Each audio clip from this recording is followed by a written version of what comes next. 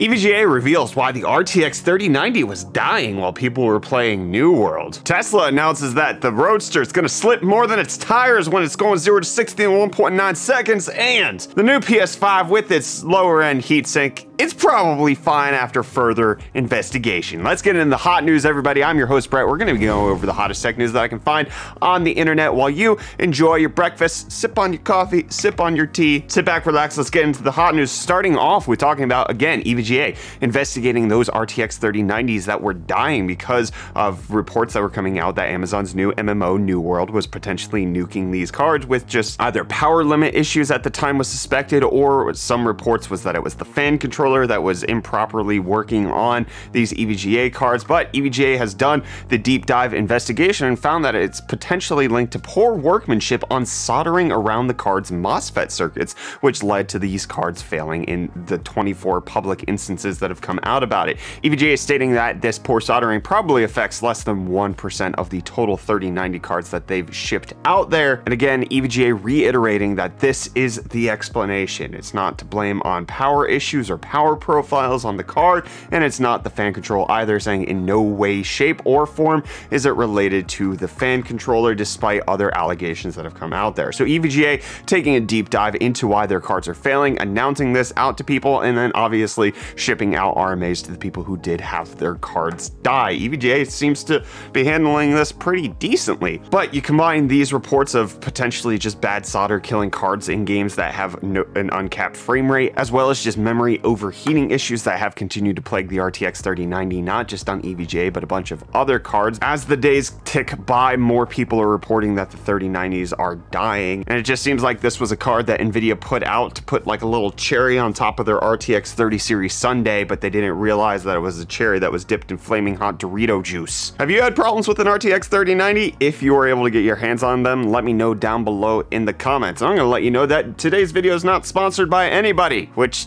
hey, marketing manager, please get on that. But I just want to ask you to subscribe. If you're new around here, you've been enjoying your hot news with your breakfast, hit subscribe. If you've been enjoying your hot news without your breakfast, you can still subscribe, but you're wrong. Hot news is best watched while you're drinking a hot cup of joe and you're slurping on some Cheerios, all right? Even if it's metaphorical Cheerios, okay? You're cutting a piece of steak, just imagine it's Cheerios, and then you're good while you're watching hot news. If you're eating steak and watching hot news, hell yeah, proud of you. And I'm proud of myself for not replaying The Witcher 3 for a third time, because I'm desperately holding out for the next gen update. And CD Projekt Red, in their company earnings report that they submitted, have given us details on when that next gen update can come, also stating that they've made a profit as a company around $27.5 million, and they've done a lot of development on Cyberpunk 2077 since it's launched, and they should have the next gen patch for this coming out late 2021, and it's the same for The Witcher 3 Wild Hunt.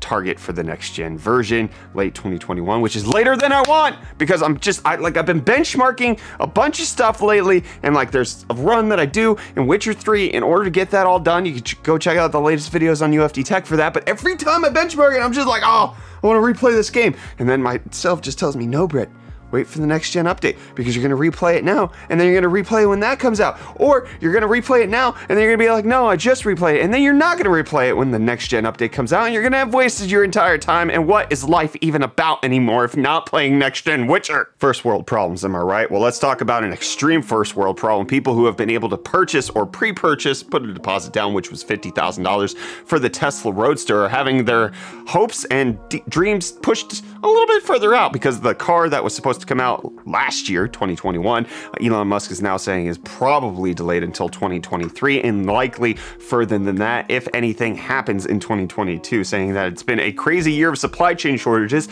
that is this year, and then assuming 2022 is not mega drama, the Roadster should ship in 2023, which, given Elon time, I will see y'all with your Roadster.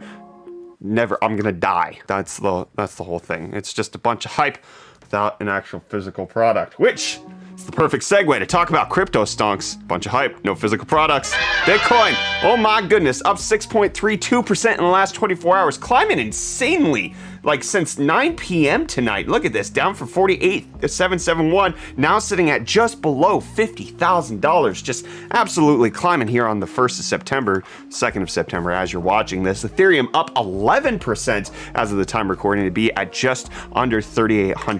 Dogecoin also up nearly 12% to sit at 30 cents. Meme stonks not having as good of a start to the last month of the quarter. GameStop down 2.4% to close the day at $212.97, and AMC closing the day at 7.3% down at $43.69. Crypto up, meme stonks down. Crazy little roller coaster, my friends. You want your currency to be digital? You want your meme stonks to be digital? Well, Apple's making your IDs digital, with the first states that are going to support Apple's digital wallet that can actually have your driver's license on iOS 15 being revealed. Arizona, Georgia, Connecticut, Iowa, Kentucky, Maryland, Oklahoma, and Utah should all be able to have your driver's license stored on your device, and they can present it to different people, such as the police or the TSA, making all of that happen, with Apple saying that there's going to be more details coming at a later date. But the big thing is that you don't necessarily have to worry about this information being shared to Apple, because it's all going to be encrypted communication directly between the device and the identity reader, so the users do not need to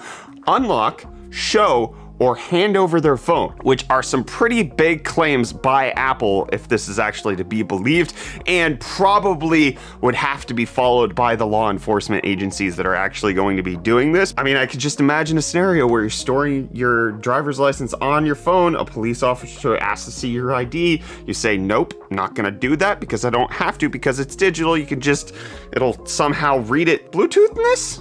I don't know exactly how that's gonna work. Digital identification, something that we're gonna obviously have to flesh out as a society as it continues to roll forward, but I can obviously see the benefits for Apple to have this happen. This keeps you locked into their ecosystem for frickin' ever.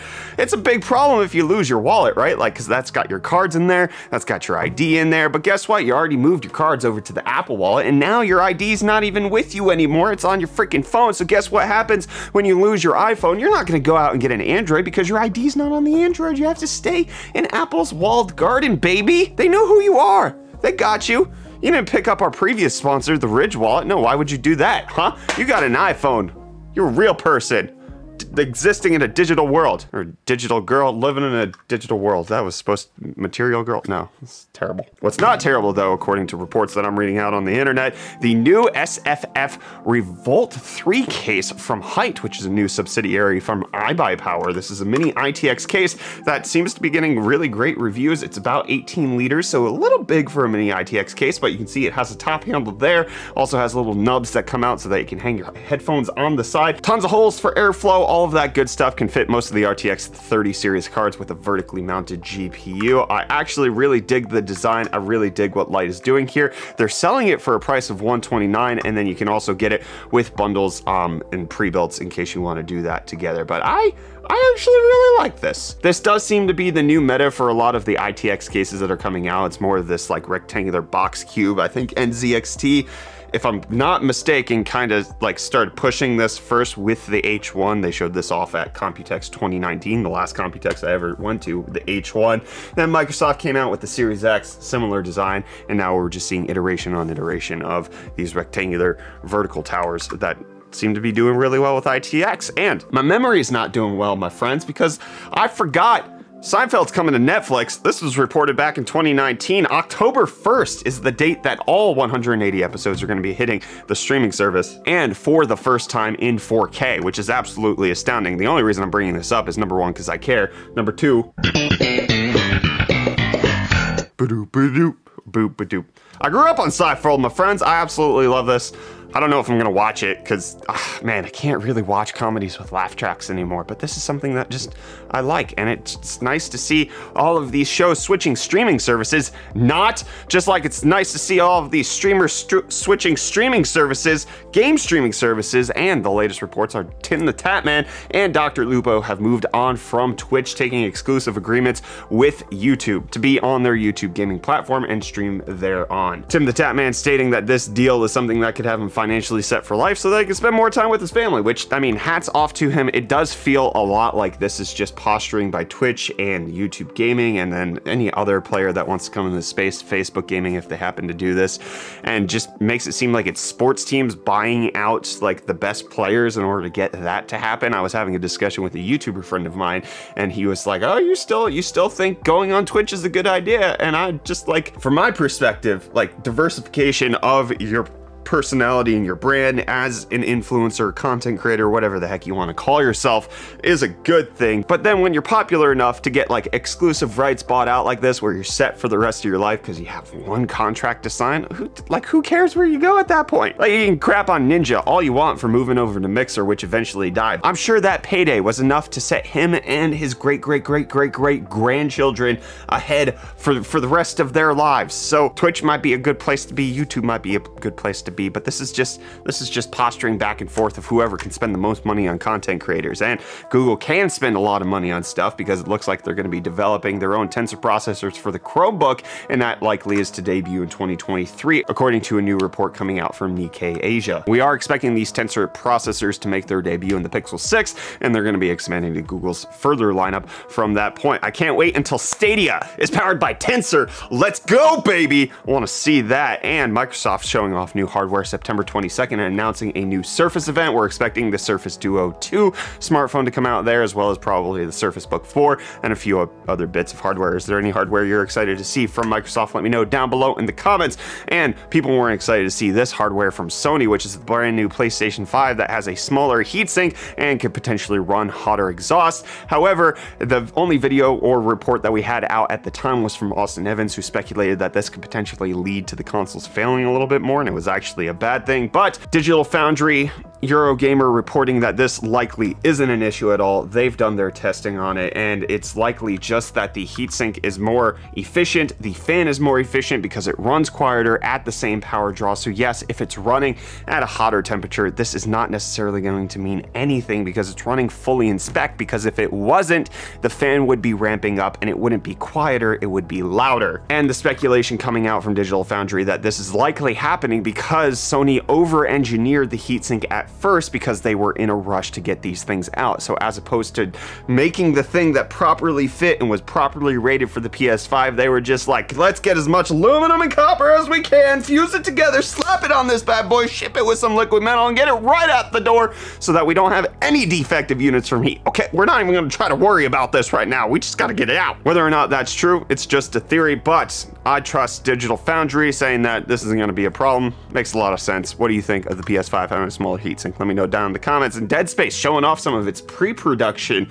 remake that's happening right now. Just various different images of the stages that it's going through to enable the new environment that's going to be coming out in the Dead Space remake. I still haven't played the originals. I'm looking forward to the remake. We'll leave links in the video description if you want to check out more on the pre-production side of things. And Cloudflare wants to check out more of AMD CPUs, with them announcing that they're switched to their Gen 11 servers, which, just by the way, this is not Intel's Gen 11, this is Cloudflare's Gen 11 servers. They are going to be moving on to AMD's EPYC Milan servers as opposed to working with Intel's Ice Lake. They're moving on. Currently, the ones that they've been on are the EPYC Rome CPUs, and the reason that they're switching to AMD, or continuing with AMD rather, is that the Ice Lake servers draw several hundred watts higher per server, even though they offer similar performance. However, this doesn't mean that they're locked into the AMD ecosystem. They're more than willing to look forward to whatever Intel has coming out next. But the big bet that AMD made to get server environments to switch over to their EPYC chips seems to be paying off. Cloudflare, one of the major providers of the world's internet, or at least in one regard it is, trusting AMD for all of this is a good sign for AMD's bottom line. And bottom line, that's the end of this episode. You should check out yesterday's episode where we talked about a malware that possibly will affect your GPU potentially moving forward in case you're not safe on the internet, which you watch hot news, you're safe, right? You drink it with breakfast. You drink hot news with breakfast, okay? It's the smartest thing. I'm out of here. Bye. Bad ending, Brett.